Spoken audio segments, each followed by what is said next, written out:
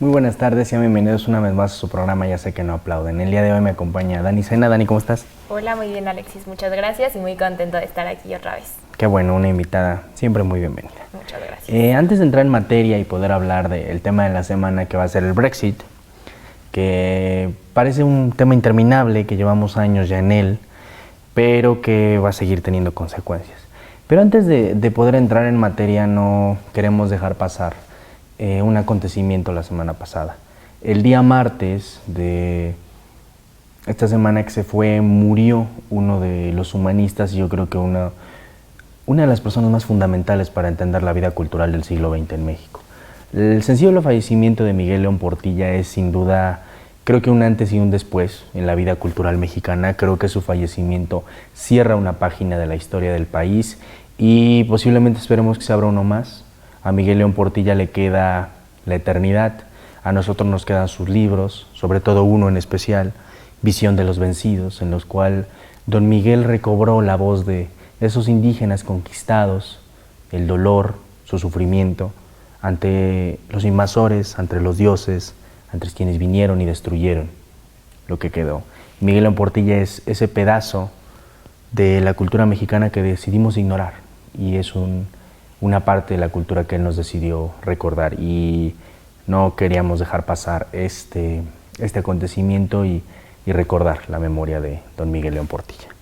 Y sin más preámbulos, creo que ya podemos entrar en materia. Empezar a hablar de lo que tenemos hoy en día, que es Brexit. Y creo que podemos hablar sin exagerar que Brexit es la crisis política más grande de los últimos 3 siglos. 100%, creo que lo que es Brexit, junto con la elección de Donald Trump como presidente de Estados Unidos, marca un cambio en la historia contemporánea de las relaciones internacionales y un cambio de paradigma en que después de esta globalización, interconexión entre países, vemos otra vez el proteccionismo, dentro de mis fronteras es lo que quiero que esté bien. Claro, las últimas 3 décadas después de la caída del muro, después de la caída de la Unión Soviética, habían transcurrido. Aparece el terrorismo, el 9/11, se crea una nueva manera de hacer política. Estados Unidos invadió algunos países, como a Estados Unidos no le gusta hacer, obviamente. Pero llegamos a un momento en el cual algo que parecía ya dado, que era el sistema de apertura comercial, el sistema donde las fronteras se desvanecían, prácticamente se desvanece prácticamente el hecho de que la sociedad británica saliera y votara por salir de la Unión Europea. Es un golpe durísimo para el paradigma de la misma globalización. Claro, y es que hablamos de esta interconectividad entre países, este fin de fronteras y cómo debemos de estar apoyándonos unos a otros, estos fines comerciales que realmente marcan una importancia con otros paradigmas. Y a continuación viene Brexit, que nos dice, no, yo quiero el bienestar adentro de mi país, realmente no quiero ver estos tratados comerciales o de apertura de los cuales tú estabas hablando, y queremos salirnos de la Unión Europea. Y realmente, ¿qué significa esto? No solamente para Reino Unido, sino para Europa en general. Y para el mundo entero. Completamente. Algo que no hemos visualizado y no nos hemos dado cuenta es que el impacto económico que tendrá Brexit será tan grande que incluso se ha hablado de que podríamos estar ante el precedente de otra crisis como la fue el 2008. 100%. Creo que no solamente se habla de una crisis europea, pero también de una crisis internacional en donde estos nuevos paradigmas, esta nueva forma de pensar, crea acontecimientos completamente diferentes. Y si me permites, quisiera yo analizar 3 actores, las 3 cabezas que han estado a cargo del Brexit. Y el primero, sin duda alguna, creo que el gran responsable de la crisis política prácticamente mundial que se vive es David Cameron. 100%. Si David Cameron no hubiera decidido realizar el referéndum, que nada le pedía ni nada le exigía realizarlo, no estaríamos viviendo la crisis que estaríamos hoy. O sea, David Cameron tomó, yo creo que una de las peores decisiones de la política británica prácticamente en el último siglo. Creo que la última peor decisión que se le puede reclamar a algún ministro, tal vez me voy a la crisis del canal de Suez en el 56, si Anthony Eden jamás se hubiera atrevido a lanzarse a una guerra sin estrategia, sin poder y sin apoyo económico, jamás hubiera tenido la crisis que tuvo y la descredibilidad. Y Cameron lo que hizo fue lanzarse a la batalla de un referéndum sin apoyo, sin discurso, prácticamente sin nada. Y la importancia del referéndum realmente era una pregunta sencilla, dos opciones básicas, sí o no, y el porcentaje por el referéndum pasa tampoco era tan significativo, Claro. pero ¿cuál es el peso que ese referéndum y esta decisión que él toma tiene para la vida de todas estas personas y para el bienestar de la comunidad europea? Mucho se ha criticado en el tema con Cameron es que, porque hay que recordar que poco antes del referéndum del Brexit ocurrió el referéndum de Escocia. Claro. Y el referéndum de Escocia uno puede ver una gran capacidad política de Cameron por lograr de que los escoceses dijeran no 100%. y decidieran quedarse en Inglaterra, quedarse en Gran Bretaña. Sin embargo, él creyó que un tema como con Europa iba a ser igual de sencillo. Sin embargo, se equivocó. Claro, y es que es un tema tan complejo. Primero debemos de pensar quiénes fueron los que votaron, quiénes fueron los que realmente salieron y dijeron si quiero o no quiero y por qué su decisión está basada no solamente en lo que ellos piensan, pero en sucesos históricos y en la realidad que les tocó vivir en ese momento. Tenemos una Unión Europea que se ha ido constituido por partes. No solamente ha sido la integración económica, pero también la integración social y política. Hablamos de también qué significan las fronteras ahora en Europa, qué significa esta política monetaria y realmente yo creo que el problema desde un inicio es que Reino Unido debió de fijar mejor los parámetros a la hora de ingresar en la Unión Europea. Y el ejemplo que siempre me gusta dar es el de Suiza. Suiza está justo en medio de Europa, un país chiquito con una gran política monetaria que dijo, yo no quiero ser parte, pero sí estoy los acuerdos Schengen. Suiza mantiene su moneda, mantiene sus políticas, de cierta forma que la Unión Europea no le permite, todavía no cambia porque no es parte de ella, pero también se beneficia de acuerdos como el acuerdo Schengen. Que este acuerdo es lo que permite el libre tránsito. El libre tránsito, claro. Del cual Reino Unido no es parte. Exacto, del cual los británicos no son parte. Y creo que es un tema interesante cuando hablas de la membresía porque eso nos lleva a dos países en específico. Y creo que el país del que más se habló fue Grecia. Después de la crisis del 2008 prácticamente las deudas de los países se vuelven impagables. Para hacerlo muy caricaturesco, cuando uno va y compra algo, si tú tienes la capacidad de comprobar que ganas muchos ingresos, el crédito es barato. ¿Por qué? Porque hay prácticamente un acuerdo tácito de que sabes que vas a pagar. O sea, que por tu misma capacidad de generar recursos vas a poder pagar la deuda. Entonces el crédito es barato. En cambio, para alguien que no tiene la capacidad de comprobar recursos muy fuertes, el crédito es caro. ¿Por qué? Porque prácticamente el mercado está en la línea de que las deudas no se pagan. Por eso pones un crédito muy alto. Porque existe el peligro de que no me paguen, claro. Pongo crédito, nos vamos unos 6 meses y luego llegamos a un acuerdo entre los dos donde no me pagas todo, pero me pagas algo. 100%. Muy bonito. Muy bien. Cuando Grecia se une a la Unión Europea, a Grecia se le ofrece un crédito barato. Porque se suponía que Grecia tenía la solidez financiera para soportar un crédito barato y poder pagar su deuda. Todo muy bien. Llega la crisis del 2008, haz de cuenta que estamos en una mesa, todos se llegan y dicen, no, pues qué bonito, vamos a ver, todos tenemos dinero para soportar la crisis económica, ¿verdad? Y Grecia así de... yo no. Compañeros, que yo no tengo la capacidad. Siempre no. Y es ahí donde el momento del que el crédito se pone fuerte y las deudas aumentan, los demás países las resisten, el caso de Alemania, por una economía tan sólida, resiste la crisis del 2008, pero una economía tan débil como la Grecia, como la griega, no lo resiste y cae en una crisis total que golpea a la Unión Europea y quieras o no, eso nos deriva en los problemas que hoy tenemos, porque cuando los británicos hablan de que no queremos estar con ellos porque nosotros queremos solidificar nuestra permanencia, nuestra cultura, nuestra economía, están hablando hasta cierto punto de que no quieren pertenecer a esa unión. En donde ellos son los más Claro, y en donde ellos dicen, si nosotros somos de los más fuertes, ¿por qué estamos aquí? Que es el mismo discurso que Donald Trump trae con Estados Unidos y el Make America Great Again. ¿Por qué? Porque dice, las relaciones internacionales están excelentes, la globalización es muy buena, pero adentro del país es lo que a mí me importa. Entonces, está muy bien, sus políticas excelentes, pero yo me voy a concentrar en todo lo doméstico.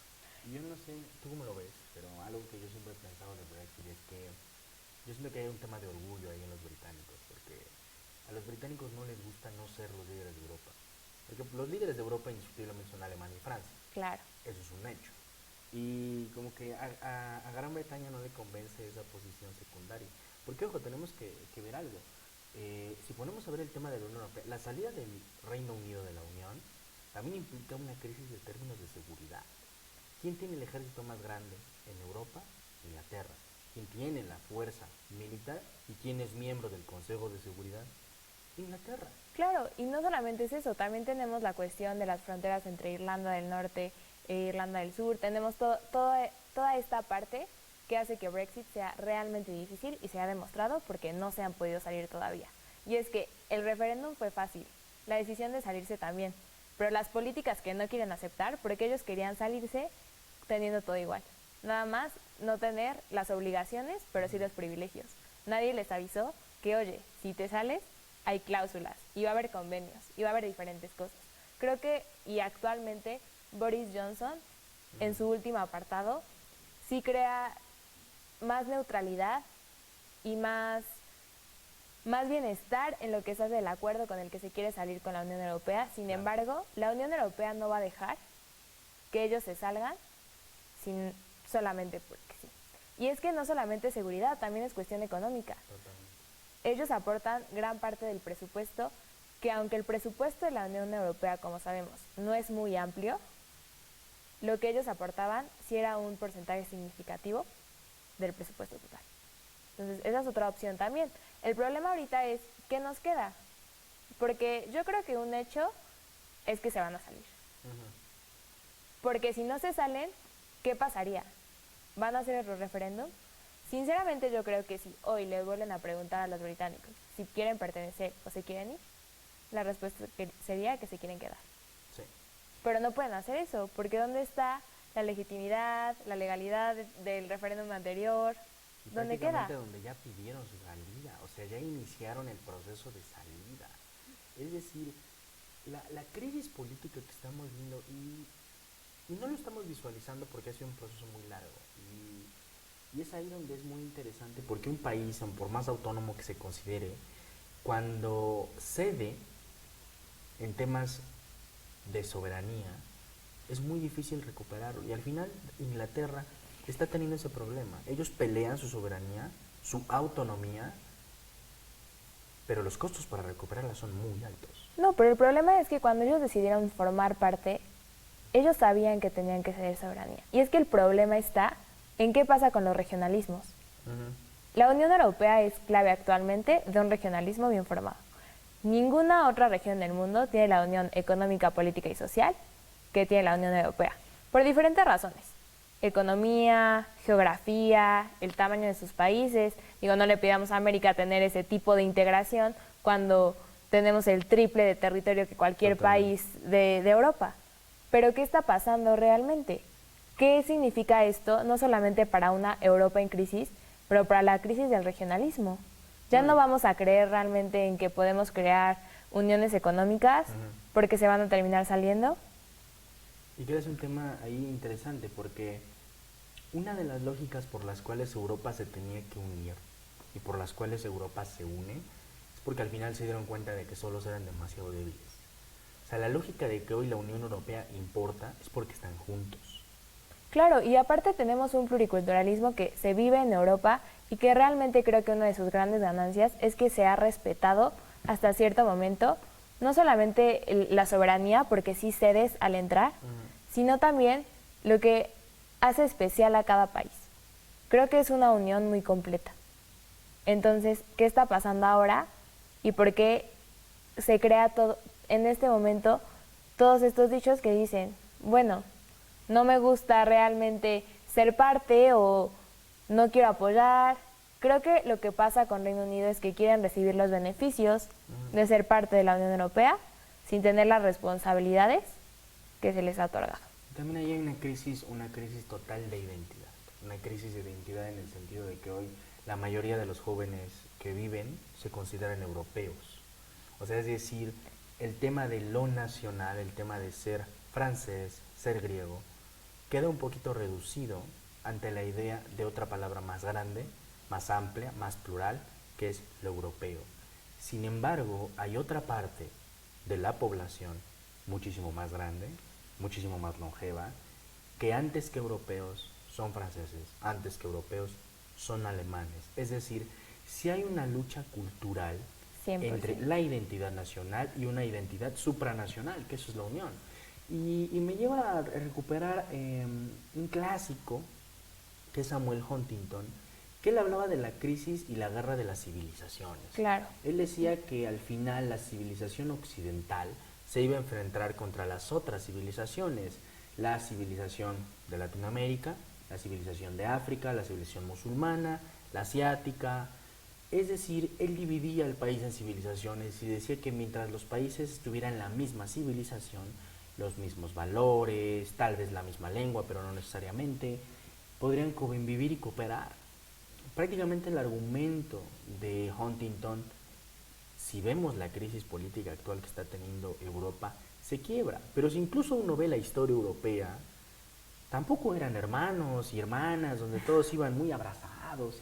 O sea, No, nunca ha sido así. Y creo que lo que mencionas es un factor importantísimo. Tenemos este grupo de jóvenes que se sienten europeos porque nacieron con Erasmus, nacieron con un país sin fronteras, nacieron con política monetaria igual. Y este otro grupo de la población mucho más grande que dice, yo soy francés, soy español, soy británico y sí, acepto formar parte, pero lo nacional es lo más importante. Yo creo que la pregunta aquí es, ¿qué crees que va a pasar? ¿El 31 de octubre vamos a tener Brexit al fin? ¿O cuáles son las otras opciones que tiene este país? Ahorita, al principio hablaba de que hay 3 personajes que valen la pena. Ya hablamos de Cameron rápido. La segunda es Theresa May, que Theresa May terminó siendo una incompetente. Su plan fracasó, su plan de obligar a Bruselas a ceder fracasó y tuvo que irse. Y yo sinceramente jamás pensé que llegara alguien tan inútil que hiciera ver a Theresa May como una estadista. Jamás pensé que eso llegara a pasar. Pero Boris Johnson, el actual primer ministro británico, es el gran ejemplo de que la incapacidad puede llegar hasta la cúspide más alta del poder.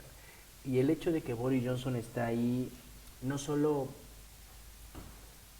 crea una incertidumbre tan grande, sino que crea un contexto de mentira, porque a Boris Johnson nadie le cree. A Boris Johnson nadie nunca le va a creer, porque es un mentiroso. Él lo sabe, Bruselas lo sabe, y los parlamentarios lo saben. Entonces, al final, ¿yo qué creo que va a pasar? Yo creo que Boris Johnson sí va a salir expulsado de la Unión. No creo que no exista un contexto en el cual no salga de la jugada y al final los británicos van a tener que hacer y decidir poner a Corbyn a la cabeza, que es el líder laborista, muy amigo del observador, por cierto. Hay que mencionarlo, vino a la toma de presidencia, o sea, estuvo aquí y se dieron abrazos, todo lo que tú quieras. Su esposa es mexicana, por cierto, de Corbyn. Yo creo que sí es una posibilidad, yo creo que la llegada de Corbyn sí es una posibilidad, y la otra posibilidad es el Brexit duro. Es decir, salir sin acuerdo, y ahí sí estaríamos en una crisis económica y global, política, inevitable, irreal, y a la que yo veo que casi ningún país se está preparando, mucho menos el nuestro. Claro, ¿no? Y creo que esa debería de ser la última opción. Salirse sin acuerdo realmente no va a beneficiar a nadie, y creo que de las pocas cosas, aunque sí concuerdo que tal vez Boris es un incompetente, creo que las pocas cosas que podemos salvar a través de él es que en sus acuerdos sí menciona otras diferentes opciones de acuerdo a las fronteras entre las Irlandas. Creo que eso sí es algo nuevo, que es de mucha importancia, que también está deteniendo mucho el proceso en la Unión Europea y en los acuerdos.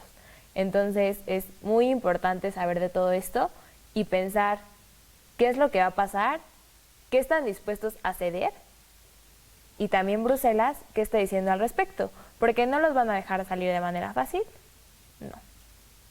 No, y Bruselas al final es esa burocracia prácticamente inamovible, prácticamente no cede, y es una burocracia que también puede generarse a sí mismo una propia crisis, porque han jugado bien. O sea, algo que sí le reconozco a Bruselas es que ha sabido jugar. Hicieron pedazos el plan de May. O sea, May lo que quería era forzar a Bruselas a sentarse a negociar cuando ya teníamos la fecha límite. ¿Y qué hizo Bruselas? Extender la fecha. Claro. Dijo, perfecto, ¿quieres 60 días más? Te los doy. O sea, es decir, Bruselas hizo añicos el plan de May. Entonces posiblemente también puedan hacer añicos el plan de Boris Johnson. Y eso también me lleva a otro tema, que es el tema de la fuerza política de un parlamentario como Boris Johnson, como Theresa May. Son muy débiles. No tienen un verdadero arrastre como para decir, vamos a hacer esto y llevar al país. Por eso yo creo que algo importante en los referéndums es que también tiene que estar la cabeza de quien lo concibe en juego. Creo que en Gran Bretaña pasó un poco. Es decir, yo opino que hay que quedarnos y si ustedes votan que nos quedemos, yo me quedo. Si votan que no, me voy. Cameron lo hizo hasta cierto punto, pero Cameron jamás puso en juego su puesto. Claro. Cameron huyó por la crisis que acababa de iniciar, pero Cameron jamás le dijo al pueblo británico, si dicen que no, me voy. No, jamás advirtió. Y es que todo eso es un problema porque no le estamos dando continuidad al asunto. Entonces, alguien lanza el referéndum, ya se crea la votación, se acepta la salida, pero después se van y llega Theresa May. Igual, no puede con el puesto y queda otra persona. Y entonces, ¿qué es lo que realmente va a pasar? ¿Quién va a ser la cabeza? ¿Quién va a ser el representante en decir, esta decisión se tomó, esta decisión se va a seguir a cabo? Y yo creo que el problema está en que no vemos a alguien fuerte en la cabeza que diga, mi gente quiso que nos saliéramos, vamos a hacer todo para salirnos ya. ¿Cuánto tiempo ha pasado? Y ahí queda un poco el tema de la retórica que ha llevado tanto Boris Johnson como quienes defendían el Brexit. Prácticamente hablar de defender un Brexit débil es estar en contra de la voluntad popular. 100%. Y esa retórica simplemente ha generado muchísimos más problemas internos, porque ya no tienes una verdadera capacidad de acción, porque en el momento en que tú hablas de arreglar las fronteras con Irlanda, ya estás en contra de la voluntad del pueblo. Y esa retórica, por ejemplo, también algo muy interesante en Gran Bretaña es que el referéndum no era tradición. Cuando Winston Churchill pidió extender en un referéndum su mandato en media guerra mundial, que era el 45, el líder de la oposición laborista le dijo, no va a pasar. Porque aquí no existe el pueblo, y aquí el pueblo son los parlamentarios, y los parlamentarios toman la decisión. Y tú no vas a detener la democracia por una guerra extranjera, porque lo único que quieres es quedarte en el poder. Si ni en un momento de crisis, como era una guerra, por más de que ya la estuvieran ganando y lo que tú quieras, en el 45, los británicos decidieron optar por un referéndum, ni siquiera está en su tradición. O sea, a esto tampoco se han enfrentado jamás. Claro. Nunca habían dejado una decisión de este calibre a la gente. Claro, y el problema, y como conclusión a mí me gustaría decir, es que creo que este es un problema regional que no solamente demuestra la incapacidad de Europa para preservar toda esta unión por la que se crea, todos estos valores en sus tratados, toda esta idea de soberanía, de política, de economía, a la cual han estado arraigados sus valores, pero también nos hace referencia a los efectos de la globalización y de la interconectividad que a veces apelan a ya no más, a ver por tus fronteras internas y preocuparte por tu área doméstica en lugar de apostar por el regionalismo. Quienes están a favor de la apertura siempre tendrán una respuesta de que están en contra de ella. Siempre habrá una respuesta a esa decisión. Creo que Brexit es un gran ejemplo de incompetencia política, de muy poca sensibilidad ante la gente, porque Cameron tuvo muy poca sensibilidad. Y lo que estamos viendo es el precedente de posiblemente una de las peores crisis del siglo XX. O sea, así podemos decirlo. Sí podemos estar ante una crisis tremenda, como la crisis que vivimos en el 2008, con esa fuerza. Pero también estamos ante un momento de mucha definición de Gran Bretaña. Estamos ante un momento de definición de qué tipo de país quieren, qué tipo de democracia quieren. Y también lo mencionaba anteriormente, cómo los países, y con eso quiero cerrar, y en especial el nuestro, tenemos que empezar a tomarnos Brexit en serio. Claro. Tenemos que empezar a darle la posición que merece y entender que lo que va a pasar en Gran Bretaña no los va a afectar a ellos, sino prácticamente a todo el mundo. Les agradezco muchísimo que nos hayan acompañado el día de hoy. Dani, muchísimas gracias. Espero que nos veamos la próxima semana. Y usted ya sabe, en Ya Siguen No Aplauden, nosotros tenemos otros datos. Muchas gracias.